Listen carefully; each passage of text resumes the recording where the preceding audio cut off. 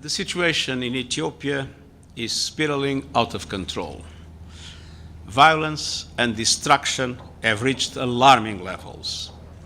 The social fabric is being ripped apart. Hostilities in the Tigray region of Ethiopia must end now, including the immediate withdrawal and disengagement of Eritrean armed forces from Ethiopia. የፕሪቶሪያና የናይሮቢ ሰላም ስምምነቶች ከተፈረሙ ከ6 ወራት በኋላ የኢሮብ ሕዝብ ሰብአዊ እርዳታ ዛሬም እንደማይደርሰው አንድ የአካባቢው ነዋሪ ለቪኦኤ ተናገሩ። አቶ ለማርያም ብስራት የተባሉት እኚሁ የኢሮብ ተወላጅ እንዳብራሩት ላለፉት 2 ዓመታት በከባድ ጦርነት አሰቃቂ መከራ የደረሰበት የኢሮብ ሕዝብ ዛሬም ከመከራው አልተገላገለም ብለዋል። አሁንም ትራውማታይዝድ የሆነ ምንም እርዳታ የመድኃኒት የውሃ አገልግሎት ገና የዓለም አቀፍ የእርዳታ ድርጅቶች የአገር ውስጥ የእርዳታ ድርጅቶች ያልገቡበት ያልተደረሰ ህዝብ ነው። አሁንም በስቃይ ውስጥ ይገኛል። ህዝቡ ከአናስነት አንጻር ሲታይ ህልውናው እየጠፋ በአስጊ ሁኔታ ውስጥ የሚገኝ ህዝብ ነው። እኔ የተወለድኩትና ያደግኩት እዛ አካባቢ ነው እና ህዝቡ በጣም አደገኛ በሆነ ከነ አካቴው ከካርታው እስከሚጠፋ ድረስ ችግር ውስጥ ያለ ህዝብ What they do is they keep putting out statements saying that we condemn, we're concerned. But when we talk in action, as you see, they're taking them in and they're discussing facts. People are being killed and massacred as we speak. Your condemnation and concerns are not going to save our people. Rather, actions. When delegations are sent to the World Bank, as an entity that has core values and mission, your objective should be sending them back to broker peace and come back once peace is sustained. And that's why we're here. መንገዱ ዝግ ነው። ኦቻ ሞክሮ ነበር፣ ወርልድ ፉድ ፕሮግራም ሌሎችም ሞክረው ነበር፣ ግን መንገዱ እስካሁን ዝግ ነው። ስለዚህ እርዳታ ድርጅቶቹ ሊገቡ አልቻሉም። ሊገቡ ያልቻሉበት የተለያዩ ምክንያቶች አሉ። አንደኛ የትግራይ መንግስት ለህዝቡ በቂ የሆነ ድምጽ ለማውጣት አልቻለም። ሁለተኛ የፌደራል መንግስት ኃላፊነትን አልተወጣም። ሶስተኛ የኤርትራ መንግስት ሌላ ጉዳይ ካለው ሌላ ጉዳይ አድርጎ ህዝቡ በህይወት ለመኖር ሁማኒታሪያን ኤድ የሰብአዊ እርዳታ የሚከለከልበት ምክንያት አልነበረውም። ለህዝቡም ትርጉም አልሰጠም እና ህዝቡ እያለቀ ነው ያለው። What is the difference between the Ukrainians that are getting the support in Tigray and us? Is it because we don't have blue eyes and blonde hairs? Is it because we're black? That's the question we're asking, right? The world keeps saying we're concerned, we condemn. Condemnation and concerns are not going to solve our problem. While Ukrainians, again, we support the aid that is going to Ukraine. But our question is, what is the difference between them and us? If the US and the World Bank is willing to act upon a war against Ukrainians, why not to Tigrayans as well? ካለ ፍትህና ካለ ተጠያቂነት ሰላም ሊኖር አይችልም። እውነታ ላይ ሳንመሰረት ደግሞ ፍትህም ይሁን ተጠያቂነት ሊሰፍኑ አይችሉም። ለ2 ዓመታት በተካሄደው የትግራይ ጦርነት ሊገመትና ሊታሰብ ለማይችል ጭካኔ የተዳረጉ በሚሊዮኖች የሚቆጠሩ ኢትዮጵያውያን ሰለባዎች እንዲሁም በእነዚህ 2 ዓመታት በተካሄደው ደም አፋሳሽ ጦርነት ለተጎዱ ወገኖች ለመካስ ያስችላል የተባለው ጉዞ በጣም ረጅም ሆኗል። አሁን ደግሞ ጥቅምት 23 ቀን 2015 ዓ.ም በፕሪቶሪያ የተፈረመው የተኩስ አቁም ስምምነት ለዚህ መፍትሄ ይሰጥ ይሁን የሚል ጥያቄ አስነስቷል። Finally, we ask members of the commission the following question. በስተመጨረሻ የኢትዮጵያ መንግስት የኤርትራው ኃይል የፈጸመው ወንጀል ጨምሮ ለሁሉም ወንጀሎች ሳይቀበልና ኃላፊነት ሳይወስድ መቅረቱን ግምት ውስጥ በማስገባት ምክር ቤቱ በውስጥ አሰራር ምን ለመስራት አስቧል? Lasting peace can never be achieved in the absence of justice. ዘላቂ ሰላም ያለ ፍትህ ሊረጋገጥ አይችልም። ስለዚህ የኢትዮጵያ መንግስት ከኮሚሽኑ ጎን በመቆም እንዲሰራ ጥሪያችንን እናስተላልፋለን። As people throughout the country continue to suffer abuses and express mistrust in state institutions, credible, impartial and independent investigations remain critical. ኮሚሽኑ በተፈጸሙ ወንጀሎች እያደረገው ባለው ሂደት ምን ግምገማ አስቀምጧል? ኮሚሽኑ በቀረቡት የጋራ ምርመራ መሰረት አድርጎ ምን አይነት ምርመራ ለማካሄድ አስቧል? The council should protect the mandate of the commission and send a clear message to the Ethiopian authorities that ምክር ቤቱና ኮሚሽኑ ለኢትዮጵያ መንግስት ግልጽ መልእክት መላክ አለበት። በኢትዮጵያ ለፍትህና ተጠያቂነት እንሰራለን ማለት አለበት። የሰብአዊ ሁኔታ በትግራይ በጣም አሳሳቢ ነው። Considering the allegations against the Ethiopian government, how can the Ethiopian government and transitional justice mechanisms. የተፈጸመው ወንጀል ግምት ውስጥ በማስገባት በሽግግር የፍትህ አሰራሩ የኢትዮጵያ መንግስት እንዴት ተጠያቂነት ማስፈን ይችላል? ዓለም አቀፍ ማህበረሰብ እንዴት ድጋፉ ከፍ ማድረግ ይችላል? Can the Commission comment on the approach it is taking to gather and verify detailed information on massacres and other unlawful killings?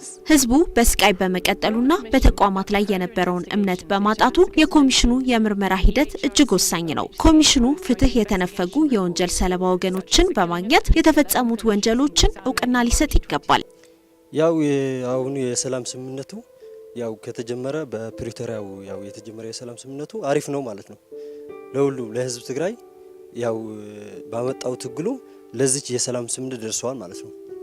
ለዚህ ያሁኑ በሰላም ስምምነት ከተጀመረ ድረስ ካሁን 3 ወር አድርጓል።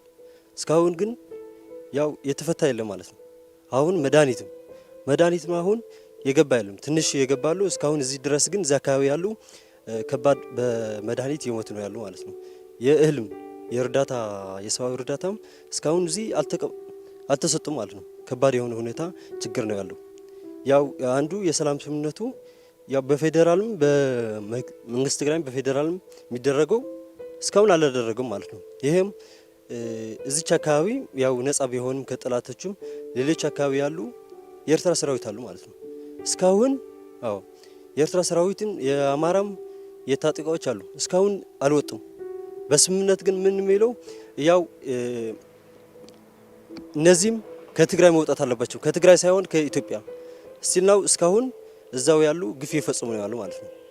ያው እነዚህም የሚመለከተው የአደራዳሪዎችም አይቶ በአስቸኳይ መውጣት አለባቸው ማለት ነው። ህዝቡ በጣም በከባድ ሁኔታ ነው ያለው። ለ2 ዓመታት የተካሄደው ጦርነት ዓለም አቀፍ እውቅና ከተሰጠው በሲቪሎች ላይ ሊገመት የማይችል ግፍ የተፈጸመበት ይህም ከተለያዩ የጭካኔ አይነቶች እንደነ የጦር ወንጀል፣ ጸረ ሰብአዊነት ወንጀል፣ የጅምላ ጭፍጨፋ፣ የቡድን አስገድዶ መድፈር፣ የጾታ ባርነት አንዳንድ መገለጫዎችም የታቀደና የታለመ ጄኖሳይድ እንደተፈጸመ ያመለክታሉ። The conclusion of the peace agreement between the government and TPLF is an important step. በመንግስትና ቲፒኤልኤፍ መካከል የተደረሰው ስምምነት በጣም አስፈላጊ ሂደት ነው። ከተኩስ አቁም ስምምነት ከመፈረሙ በፊትና ከተፈረመ በኋላ የተፈጸሙ የሰብአዊ መብት ጥሰቶች በጥልቀት መመርመር አለባቸው። ይህ ሲደረግም ነው የተጀመረው የሰላም ሂደት ዘላቂ ሊሆን የሚችለው። ይህ ሲደረግም ነው የሰብአዊ መብት ጥበቃ ሊኖር የሚችለው። ከሰለባዎች ከአደጋ የተረፉ ሰዎችና የአይን ምስክሮች ጋር በነበረን ቆይታ ማረጋገጥ የቻለው ምን ያክል እንደተሰቃዩ የገለጹልን ሲሆን ሰላምና ፍትህ እንዲረጋገጥም ጥሪ አድርገዋል። ሰላምና ፍትህ ሁለት የማይነጣጠሉ ጉዳዮች እንደሆኑ ብዙዎች ገልጸውልናል። አንዱ ከሌላው ውጭ ራሱን ችሎ ሊኖር አይችልም። ይህንን አባባልም ኮሚሽኑና ምክር ቤቱ የሚጋሩት ነው። Mutually reinforcing objectives, one cannot exist without the other. A position shared by the Commission and this Council. ወብዝ እንባ ብዕቶ ዝባነው ጽዮም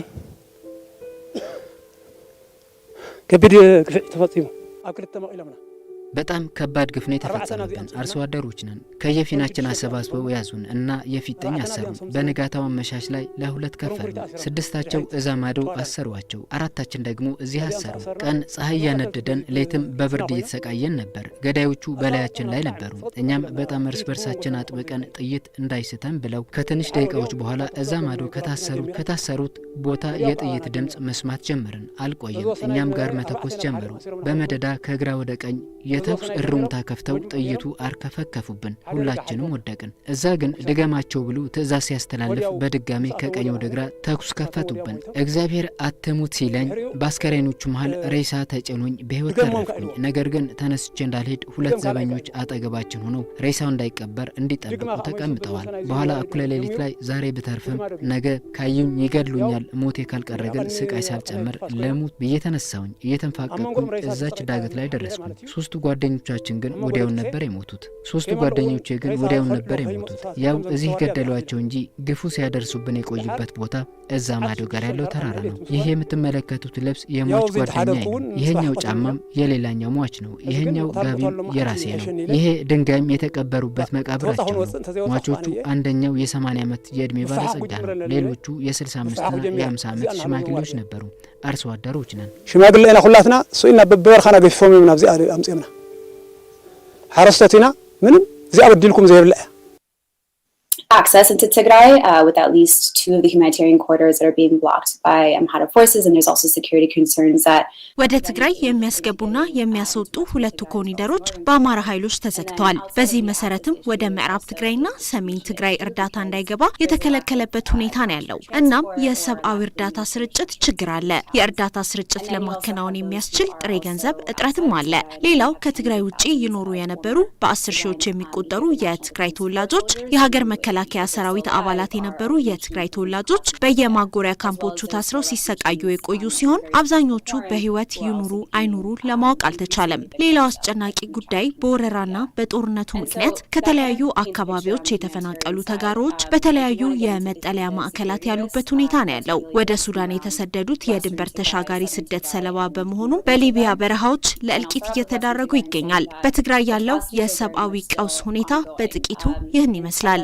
ሌላው ከጸጥታ ጋር ተያይዞ በትግራይ ያጋጠመ ያለው ችግር መጥቀስ ይቻላል። በምዕራብ ትግራይ፣ በደቡብ ትግራይ እንዲሁም በሰሜን ምዕራብ ትግራይ እያጋጠመ ያለው የሰብአዊ ቀውስና ጭፍጨፋ በጣም ከፍተኛ ነው። ለምሳሌ በጸለምቴ አስገድዶ መድፈር፣ ጾታዊ ጥቃት፣ እስር፣ ግድያ፣ ማንነትን አስቀይሮ ማስገደድ በአማራ ኃይሎች እየተፈጸመ ይገኛል። ባጋጠማቸው የዘር ማጽዳት ዘመቻ በርካቶች ከምዕራብ ትግራይ ተፈናቅለው ወደ መጠለያ ማዕከላት እንደሸሹ ሰምተናል። ይህ የዘር ማጽዳት ተግባር በወልቃይት ሸራሮና ሽሬ አካባቢ እየተፈጸመ ነው የሚገኘው። ሰዎች እየተፈናቀሉ ብቻ ሳይሆን ያሉት የጅምላ ግድያውም አሁንም ቢሆን ገና አላባራም።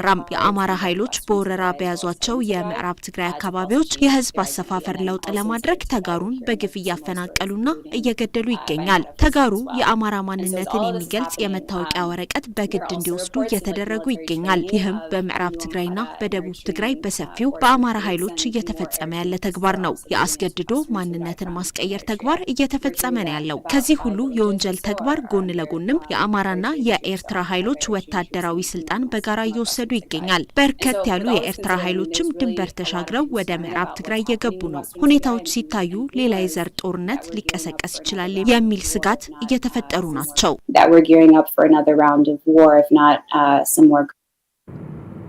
Troops in Ethiopia's northern region of Tigray, whether they are local soldiers or Eritrean allies, is often deliberately unclear. Those troops have been accused of committing war crimes on a mass scale, killings, rape, looting and destruction. Now, in terms of the current situation, I think a lot of it's contained. በስራት ቀደም ብላ እንደገለጸችው በርካታ የሰብአዊ መብት ጥሰቶች በምዕራብ ትግራይ እየተፈጸሙ ናቸው። የዚህ አይነት ሁኔታ የሚፈጠረው የፖለቲካ መግባባት ሳይኖር ሲቀር ነው። በፕሪቶሪያው ስምምነት መሰረት ታላላቅ ጦርነቶችን ማስቆም ተችሏል። ነገር ግን የፕሪቶሪያው ስምምነት ወደ ጦርነት ለማምራት ምክንያት የሆኑ የፖለቲካ ጉዳዮች በአግባቡ ለመፍታት እያስቻለ አይደለም። የነዚህ አንዱ የአማራ ክልልና የአማራ ፖለቲከኞች ይገባኛል ጥያቄም የሚያነሱባቸው የትግራይ አካባቢዎች በጉልበት በመያዝ ለመቀጠል ፍላጎት እንዳላቸው እየገለጹ ይገኛሉ። እነዚህ የሰብአዊ መብት ጥሰቶች የአማራ ኃይሎች እነዚህ አካባቢዎች የእኛ ናቸው የሚል አቋም በሚያራምዱበት ነው እየተፈጠሩ ያሉት። ይህንን አለመግባባት ከመፍታት አንጻር የፕሪቶሪያው ስምምነት አንዳች ነገር ማድረግ አልቻለም። የፌዴራሉ መንግስትናም አብይ አህመድ በስውር መንገድ የአማራ ኃይሎች ያራመዱት ያለውን አቋም እየደገፉ ናቸው የሚያስብል አቋም የያዙ ይመስላሉ። የፕሪቶሪያው ስምምነት አውራ ነጥብናም የህወሓት አቋም ላይ ደግሞ እነዚህ አካባቢዎች በህገ መንግስቱ መሰረት ወደ ትግራይ መመለስ አለባቸው የሚል ነው። በዚህ ስምምነት መሰረት የፌዴራል መንግስቱም እነዚህ አካባቢዎች ወደ ትግራይ መመለስ አለባቸው ብሎም ተስማምቷል። በፕሪቶሪያው ስምምነት መሰረት የፌዴራል መንግስቱም እነዚህ አካባቢዎች ጦርነቱ ከመቀስቀሱ በፊት ወደ ነበሩበት ይመለሱ የሚል አቋም አንጸባርቋል። ይህ የፖለቲካ አቋም የቀጣይ ግጭት ምንጭ ሊሆን ይችላል። የግጭት ምንጭ ብቻ ሳይሆን በምዕራብ ትግራይ የተደረገ እንዳለው የሰብአዊ ጭፍጨፋ ምንጭም ሊሆን ይችላል። እነዚህ አካባቢዎች ላይ ያለውን ችግር መፍታት ላይ ነው ኢትዮጵያውያንና ዓለም አቀፍ አካላት ማተኮር ያለባቸው። To try and prevent a repeat of the type of atrocities we've seen. One man displaced from his village, detained for more than a year, አንድ ከቀዩ የተፈናቀለ ሰውዬ ለአንድ ዓመት ያክል የታሰረ በዚህ ምክንያትም ወደ ቀዩ መመለስ ያልቻለ በቅርቡ እንደነገረን ከሆነ ወደ ቀዩ ተመልሼ መሄድ ፈልጋለሁ፣ ነገር ግን መጀመሪያ ሰላም መስፈን ማየት አለብኝ አለን። ወደ ቤቴ ልመለስ ከሆነ ደህንነት ሊሰማኝ ይገባል። በዚህ ቅጽበት ግን ደህንነት እንዲሰማን የሚያደርግ ነገር የለም። ሰላም ከሰፈነ በኋላ የሰብአዊ እርዳታና ሌሎች ድጋፎች ያስፈልጉናል። በዚህ ላይ በመመስረትም ኑሮአችን መገንባት እንችላለን። ሌላው በጣም አስፈላጊው ጉዳይ ፍትህ ነው። ወንጀል የፈጸሙ አካላት ተግባራቸውን ሁለተኛ እንዲደግሙት ሊፈቀድላቸው አይገባም። በመጨረሻም ግንዛቤ መፍጠር ያስፈልጋል። ዓለም በእኛ ላይ ምን እንደተፈጸመ ማወቅ አለባት። እኛ ላይ የተፈጸመው ወንጀል ሊረሳ አይገባውም። እኛም መረሳት የለብንም አለ። What happened to us, it cannot be forgotten. We shall not be forgotten. ከኢሮብ ማህበረሰብ ጋር ተያይዞ ልዩ ትኩረትና ድጋፍ ሊደረግላቸው የሚገባ ነው። መንገዱ ግን ተዘግቶ ስላለ በአገረ ሎክማ አካባቢ ኬላ አስቀምጠዋል የኤርትራ ኃይሎች። መድኃኒት ይዘህ ይሁን ሰብአዊ እርዳታ ይዘህ ሌሎች የሚያስፈልጉ አገልግሎቶችም ይዘህ በትግራይ ቁጥጥር ስር ወዳሉ አካባቢዎችም ለመሄድ ዋናው መንገድ በመሆኑ ማህበረሰቡ አገልግሎት ማግኘት አልቻለም። እኛ በታሪክ የማናውቃቸው የዓለም በጎ አድራጎት ድርጅቶችና መንግስታት የላኩልን ምግብና መድኃኒት እኛ በምናውቃቸው ሰዎች ትኩረት በማጣት ህዝብ ማለቅ ማለት በጣም አሳፋሪ የሆነ ነገር ነው። ይሄ የሰው ልጅ በሰው ልጅ ላይ ሊፈጽመው ከማይችለው በላይ ነው። እዚህ ላይ መንግስት የፌደራል መንግስት ኃላፊነት መውሰድ አለበት። የኤርትራ መንግስትም ቢሆን ሰዎቹ ዜጎቹ እያለቁ እንዴ ጎረባቦች አይደለም እንዴ? የኤርትራ ህዝብና የትግራይ ህዝብ ወንድማሞች ነው። አብሮ ነው የኖረው በፖለቲካም በኢኮኖሚም በማህበራዊ ህይወት እና አንድ መንግስት አንድ ህዝብ እያለቀ ጨክኖ መያዝ ማለት ይሄ ሰብአዊ አስተሳሰብ አይደለም፣ ሰብአዊ ድርጊትም አይደለም። ይህን ያየው የፌደራል መንግስትም እርምጃ መውሰድ ነበረበት። የትግራይ መንግስትም ቢሆን ድምጽ ማውጣት ነበረበት። ይህንን የመሰለ አረመኔያዊ ተግባር ከማስቆም ረገድ በፕሪቶሪያ የተፈረመው የተኩስ አቁም የላቀ ሚና ተጫውተዋል። ነገር ግን በዚህ ስምምነት ሽፋን ፍትህና ተጠያቂነትን እንዳይደፈጠጡ ስጋት አለ። አሁን ሁለቱን ተፋላሚ ኃይሎች በአንቀጽ 2 መሰረት ለመሰረታዊ የሰብአዊና ዲሞክራሲያዊ መብቶች ለማክበር ተስማምተዋል። የሲቪሎች ጥበቃ፣ የአፍሪካ የዲሞክራሲ የምርጫና አስተዳደር ቻርተር ለማክበር ተስማምተዋል። ተጠያቂነትና ፍትህ በኢትዮጵያ ህገ መንግስትና በአፍሪካ ህብረት የሽግግር ፍትህ ፖሊሲ ፍሬምወርክ መሰረት ለመፈጸምም ተስማምተዋል። ጦርነቱ በጠፎበት ወቅት የዓለም ማህበረሰብ 3 ጥያቄዎችን እየሰነዘረ ነበር።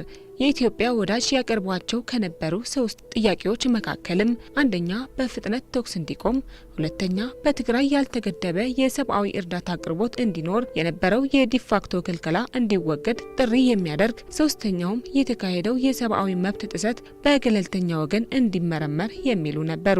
የፕሪቶሪያ ስምምነት መደረሱን ተከትሎ ሁለቱን ቀዳሚ ነጥቦች ከመቀበሉ በፊት የኢትዮጵያ መንግስት በ3ቱ ነጥቦች ተቃውሞ ነበረው። 4 months after the signing of the cessation of hostilities agreement, grave violations that led to the establishment of this Council's Commission of Human Rights Experts on Ethiopia. የሰላም ስምምነቱ ከተፈረመ ከ4 ወራት በኋላ ከፍተኛ የሰብአዊ መብት ጥሰት ተፈጽሟል። የኤርትራ ሰራዊት በትግራይ በንጹሃን ላይ ግድያና ጾታዊ ጥቃት ሲፈጽሙ ነበር። በምዕራብ ትግራይ የአማራ ታጣቂዎች የዞኑ ነዋሪዎችን በግድ እንዲፈናቀሉ አድርገዋል። Physicians for Human Rights presents this intervention in partnership with healthcare professionals operating inside Tigray. የሰብአዊ መብት የጤና ሰራተኞች በትግራይ ውስጥ ካሉ የጤና ሰራተኞች ጋር በሚያደርጉት የትብብር ስራ የትግራይ ጤና ባለሙያዎች ሙሉ በሙሉ ስራ መስራት አልቻሉም። እንደምታውቁት የትግራይ ጤና ሴክተር ሙሉ በሙሉ ወድመዋል። 7 ሚሊዮን የትግራይ ህዝብ የጤና አገልግሎት ማግኘት አልቻለም። የሰብአዊ እርዳታም በሚፈልገው መጠን እየገባ አይደለም። ከጦርነቱ በፊት ከነበረው መጠን ጋር ሲነጻጸር የእናቶች ሞት በትግራይ 5 እጥፍ ጨምሯል።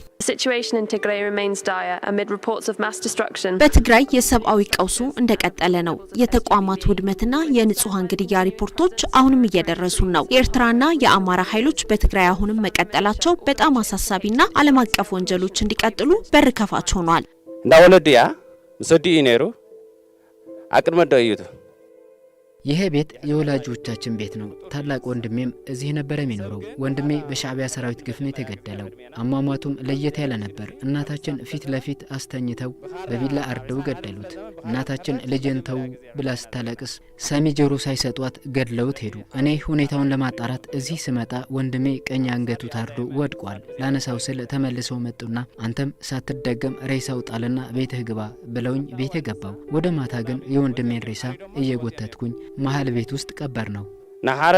ናተሐረደ ግን አዶ ኔራያ ታሪዶ አቅን መዶ ማለት ሰላም መባሉ በከፊሉ በጣም ቆንጆ ነው ላለው ኔትወርክ ተከፍቷል። አንዳንድ ነገሮች እየገቡ ነው። የገበያውም ሁኔታ አሁን ይቀንሳል። የተረጋጋ ይመስላል። የተወሰነ ነው የምለው፣ ሙሉ ለሙሉ አይደለም። ቢሆንም ግን ግማሽ ሰላም የለም።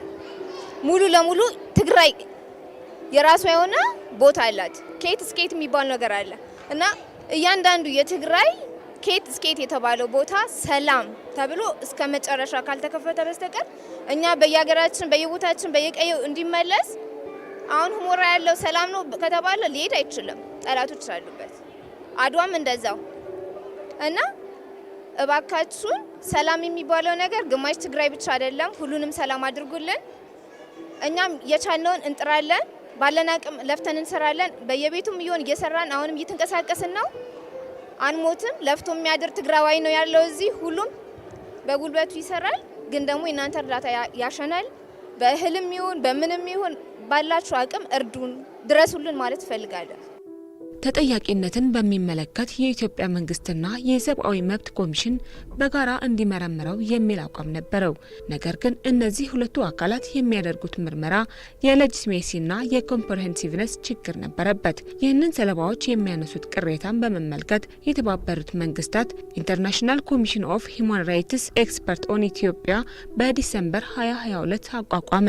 ይህንን አካል ከስራ ለማደናቀፍ የኢትዮጵያ መንግስት ያልፈነቀለው ድንጋይ የለም። አንዴ በአስፈላጊነቱ ሙግት ይገጥማል፣ ሌላ ጊዜ ደግሞ በዲፕሎማሲያዊ ጫና የኤክስፐርቶቹ ቡድን የኢትዮጵያን መሬት አይረግጧትም እያለ ይዝታል። መንግስት ያለውን መዋቅር ሁላ በመጠቀም ኮሚሽኑን ለማኮላሸት አበክሮ ሰርተዋል። እንደ የመጨረሻ ሙከራ ምክትል ጠቅላይ ሚኒስትርና የውጭ ጉዳይ ሚኒስትር ደመቀ መኮንን ኮሚሽኑን ለማስወገድ የአፍሪካ ሀገራት ድምጽ ለማስተባበር ተሞከረ። ምክንያታቸው ደግሞ በፕሪቶሪያ የተፈረመው የተኩስ አቁም የሚያደናቅፍ ነው የሚል ነበር። ደመቀ ኮሚሽኑ ወደ ኢትዮጵያ እንዲገባ አይፈቅድለትም ሲሉም ብዙ ጊዜ ዝተዋል። ኮሚሽኑ የፖለቲካ ተልዕኮ አለው የሚልና ሌሎች ወንጀሎችም ተሰንዝረውበታል። የኢትዮጵያ መንግስት ግጭት ከተባበሩት መንግስታት ኮሚሽን ጋር ብቻ አይደለም። ጁን 15 ቀን 2021 የአፍሪካ ኮሚሽን የሰብአዊና የህዝቦች መብት ተሟጋች ኤሲኤችፒአር በአንቀጽ 45 መሰረት የሚገባውን የሰብአዊ መብት ጥበቃ መስጠት እንዳልቻለ ገልጸዋል። ለዚህ ቅሬታ የኢትዮጵያ መንግስት በሰጠው ምላሽ የአፍሪካ ኮሚሽን የሰብአዊና የህዝቦች መብት የአጣሪ ኮሚሽኑን እኛን ሳያማክር ማቋቋሙ ስህተት ነው በሚል ነው የኮሚሽን ስራ ውድቅ ያደረገው። የኢትዮጵያ መንግስት ሁነኛ ዳኛ ራሱን ለመምረጥ ጥልቅ ፍላጎት እንዳለው በተደጋጋሚ ማሳየቱም የአፍሪካ ኮሚሽን የሰብአዊና የህዝቦች መብት ኮሚሽን ገልጸዋል። የአሜሪካ ሴናተር ጂም ሪች የአሜሪካ ሴኔት የውጭ ግንኙነት ኮሚቴ አባል በትግራይ በተካሄደው ጭፍጨፋ የጦር ወንጀልና የጸረ ሰብአዊነት ወንጀል እንደተፈጸመና በእነዚህ ወንጀሎች መካከልም የዘር ማጽዳት ወንጀል እንደሚገኝባቸው ገልጸዋል። የአሜሪካ መንግስት አስተዳደር ሁማን ራይትስ ፈርስት ፎሬን ፖሊሲ ማለትም የሰብአዊ መብትን በቀዳሚነት የወሰደ የውጭ ጉዳይ ፖሊሲ እንዳለው የገለጹት ጂም ሪች የአሜሪካ የውጭ ጉዳይ ሚኒስትር አንቶኒ ብሊንከን የትግራይ ወረራ ከተጀመረበት ጊዜ አንስተው በመቶ ሺዎች የሚቆጠሩ ተጋሩ ጭፍጨፋ እየተካሄደ መሆኑን በቂ ግንዛቤ ያላቸው ከቃሉ ግዘት የዘለለ እርምጃ አለመውሰዳቸው በ21ኛው ክፍለ ዘመን እጅግ ሰቅጣጭ ጭፍጨፋ የትግራይ ህዝብ ለማስተናገድ እንደተገደደም አስገንዝበዋል። Now, as you know, I recently traveled to Ethiopia, where I had a very productive discussion with Prime Minister Abiy and his team. I also met with Getachew Reda, the TPLF signatory to the November 2nd Cessation of Hostilities Agreement, who was just selected to be the leader of its interim administration. I commended both sides for reaching that agreement and the significant progress made in its implementation. With this agreement in place, the fighting has stopped. Humanitarian assistance is flowing. Services are being restored. Human rights in northern Ethiopia are significantly down. Eritrean forces are leaving. The Ethiopian government is taking the first steps toward transitional justice. But as I discussed with both sides during my visit, to build a durable peace, there must be acknowledgement of the atrocities committed by all parties, as well as accountability together with reconciliation. The conflict in northern Ethiopia was devastating. Men, women, and children were killed. Women and girls were subject to horrific forms of sexual violence. Thousands were forcibly displaced from their homes. Entire communities were specifically targeted based on their ethnicity. Many of these actions were not random or a mere byproduct of war. They were calculated and deliberate. That to date, and despite repeated requests, the Ethiopian government ዛሬና በተደጋጋሚ ጊዜም እንዳደረግነው የኢትዮጵያ መንግስት ወደ መሬት ወርደን ምርመራ እንድናካሄድ እንዲፈቅድልን ጠይቃለን። ይህንን ፍቃድ የኢትዮጵያ መንግስት ሊሰጠን ባለመቻሉ ስራችን በርቀት ለማከናወን ተገደናል። በመሆኑም መንግስት ኢትዮጵያ ውስጥ ገብተን ምርመራችንን እንድናካሄድ እንዲፈቅድልን አጥብቀን እንጠይቃለን። ከኮሚሽኑ ጋር ላለመተባበር ያሳለፈውን ውሳኔም ዳግም እንዲያጤነው እንጠይቃለን። for the commission to Ethiopia as well as to countries hosting refugees. እኛ የምንፈልገው ወደ የነበርንበት ቦታ መመለስ ነው የምንፈልገው እንደኔ ፍላጎቴ ማለት ነው ከነ ልጆቼ ከነ ሚስቴ ማለት ነው የህብረተሰቡ አጠቃላይም እንደዛ ነው ፍላጎቱ ማለት ነው እነዚህ አንድ ላይ ሌሊትም ማደር አንፈልግም ማለት ነው ወደ ሰርተን መብላት ነው እንጂ ከሰው ተጠብቀ የምታገኘው ነገር ምን አለው ከዛ ያለ ጠላት ወጥቶ ተጠራርጎ እንዲወጣልን በሰላም ስምምነቱ ወጥቶ እኛም ወደ ነበርንበት ሰላም ቦታ አብረን ሰርተን አብረን መኖር እንፈልጋለን ማለት ነው ነቶም ግዳይ ፈጸምት ዝኾኑ ተሐታትነት ገረልና ንደሊ ወንጀሉን የፈጸሙ አካላት በሕግ መጠየቅ አለባቸው። የሰላም ስምምነቱን ደግፈዋለን። ሰላም አይጠላም። ቢሆንም የግፉ ሰለባ የሆኑትን ካሳ ያስፈልጋቸዋል። የሞቱትን ረግጦ እርቅ የለም። ሰላሙ የተሟላ ይሆን ዝሞቱ ረጊጽ ካስኢልካ ዕርቅ እንድሕር ኮይኑ ግን ያው ትዕርቅስ ጽቡቅ አይኾነን ኢለ ከገልጽ ደሊ የአሜሪካ መንግስት የሰብአዊ መብት ቀዳሚ የውጭ ግንኙነት ፖሊሲው አጀንዳ ነው ቢልም በትግራይ ጭፍጨፋ ግን ቃሉና ተግባሩ አለመጣጣማቸው ሴናተር ጂም ሪች በፎሬን ሪሌሽን ኮሚቴ ድህረ ገጽ ላይ ባሰፈሩት ሀተታ አስነብበዋል።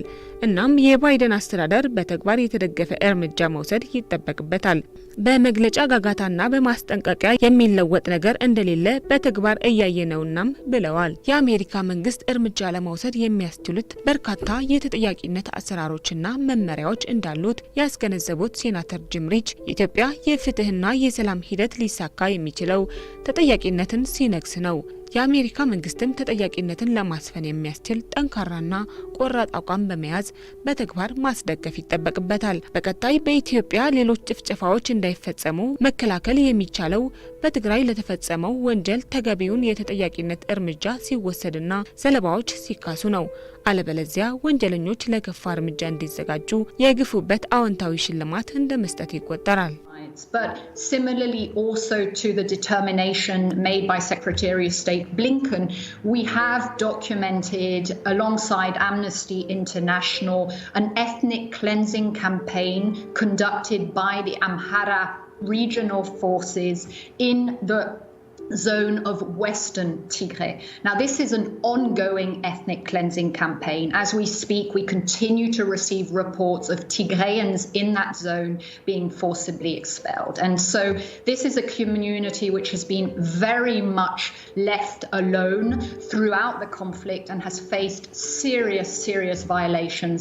And this is where in many ways the findings, the determination yesterday from the US government was so important to those communities in particular. ፕሮግራሙን እየመራሁ የቆየሁት ሙልጌታ አሰፋ ነበርኩ። ሳምንት በሌሎች ዝግጅቶች እስከምንገናኝ ቸርን ሰንብት።